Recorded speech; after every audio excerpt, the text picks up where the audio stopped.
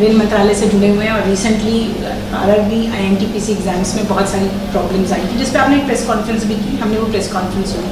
उसके बाद बीबीसी की टीम आपके जो वर्जन था उसको लेकर ग्राउंड पर गई और छात्रों से हमने बात की। छात्रों ने आउटराइटली रिजेक्ट कर दिया कि उन्हें कोई भी किसी भी तरह की कमेटी से बात नहीं करनी, उन्हें सीधे से 20 गुना ज़्यादा चाहिए। एक तो ये अभी भी डिमांड है, और दूसरी वो कह रहे हैं कि 4th ग्रेड की जॉब है, मतलब लेवल सी में आप लेवल 1 ग्रुप सी के एग्जाम्स की जो बात करें, जिसको ग्रुप डी भी एक तरह से कहा जाता है, उसमें बोले हमारे जॉब IAS PCS UPSC की तरह नहीं है, बहुत नॉर्मल सा जॉब है, उसके लिए 2 लेवल्स क्यों?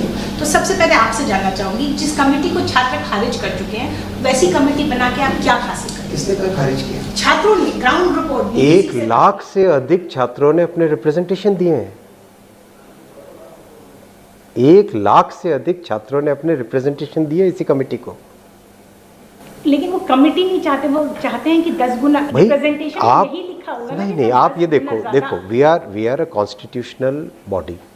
हमारा एक फ्रेमवर्क है देश का, डेमोक्रेसी का, कॉन्स्टिट्यूशन का। उस फ्रेमवर्क में कोई इस तरह से डिसीजन नहीं लिए जाते कि कोई रैंडमली डिसीजन ले ले। हर डिसीजन के पीछे बहुत सारे लोगों का भविष्य जुड़ा हुआ है, तो हमें सोच समझ के संवेदनशीलता के साथ डिसीजन लेने पड़ेंगे। तो कमेटी सीनियर ऑफिसर्स की है जिनको बहुत वर्षों का एक्सपीरियंस है।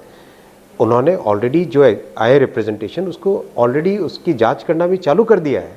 वेट नहीं किया है कि 3 हफ्ते 3 छात्रों ने अप्लाई किया था। हाँ, 1 लाख का रिप्रेजेंटेशन है। तो देखो 7 लाख अगर बच्चे क्वालिफाई हो रहे हैं, उसमें 1 लाख बच्चों ने अगर रिप्रेजेंटेशन दिया तो it's a very large number.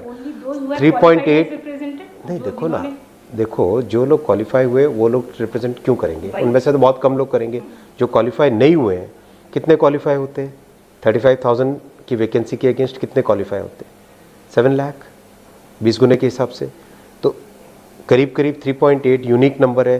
बाकी जो 3.2 है, तो यानी 1/3 जो हो सकते थे क्वालिफाई, उसका 1/3 लोगों ने रिप्रेजेंटेशन दिया है। आप कैसे कह सकते हो खारिज किया है भाई? क्योंकि हमने जिन ग्राउंड्स पे बात की, आपकी बात अगर मैं स्वीकार भी करूं, आप मिलो।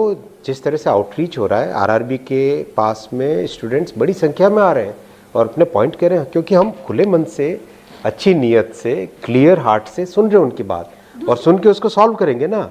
ठीक है, आप कह रहे हैं कि कुछ छात्र खारिज करने को बात करें और कुछ छात्रों ने आपको रिप्रेजेंटेशन भी दिया। एक दूसरी बात वो ये भी कह रहे हैं कि ग्रुप डी जैसे लेवल जिसको वो तो बहुत, देखो उसमें ऑप्शन नहीं था सर कि एक बार में हो सके। बिल्कुल हो सकता है। देखो, और बहुत सारी जगह मैंने पढ़ा भी कि हम अगर इतना बड़ा इलेक्शन करा सकते हैं तो हम इस तरह का एग्जाम क्यों नहीं करा सकते? इससे ज्यादा लोगों ने अप्लाई किया है, ये भी कहा जा रहा है। पॉइंट क्या है? पॉइंट ये है कि एग्ज़ाम का प्रोसेस और इलेक्शन का प्रोसेस अलग होता है। फेयरनेस बहुत ज़रूरी है, ट्रांसपेरेंसी बहुत ज़रूरी है। इतनी ट्रांसपेरेंसी है कि एग्ज़ाम की आंसर शीट भी लोगों को दिखाई जाती है, ताकि वो अपने ऑब्जेक्शंस भी उस पर रेज कर सके।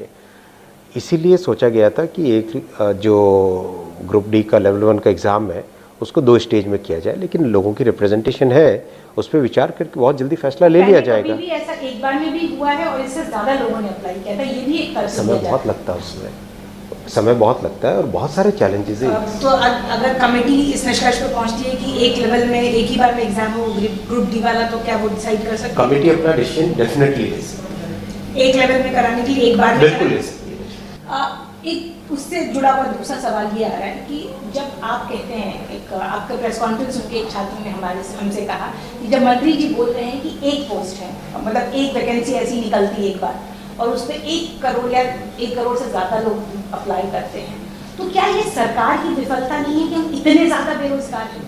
इस पर आपसे जवाब चाहूँ। देखिए, रेलवे की नौकरी इतनी एक सेफ और इतनी अच्छी नौकरी मानी जाती है कि डेफिनेटली इसमें ज़्यादा संख्या आएगी ही आएगी।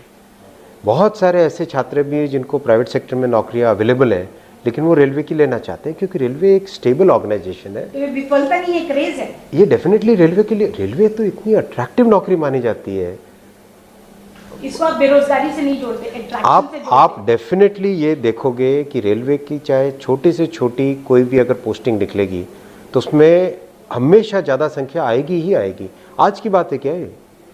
क्या आज की बात? आप इतने सालों से रेलवे कवर कर रहे हो। आप ममता जी जब रेलवे मिनिस्टर थी तब भी आपने कवर किया, तब कितना संख्या आती थी? मैं आपकी बात ये संख्या आती थी कि नहीं आती थी? मैं सिर्फ आती थी या नहीं आती थी? मैं इतना जानना चाहती हूँ कि आप इसे बेरोजगारी से जोड़ते हैं या अपने क्रेज से जोड़ते हैं? रेलवे डेफिनेटली एक ऐसा सेक्टर है जिसमें बहुत सारे नौजवान योगदान देना चाहते हैं, तो जितनी भी आप जब भी वैकेंसीज आएंगी ज़्यादा संख्या आएगी ही। अब आखिरी के 2 सवाल मेरे बचते हैं सर। एक तो फिलहाल कितनी वैकेंसी है आपकी रेलवेज में, और जब 3-3 साल में इस तरह की वैकेंसी निकलेगी क्या एक्यूमुलेशन नहीं होगा?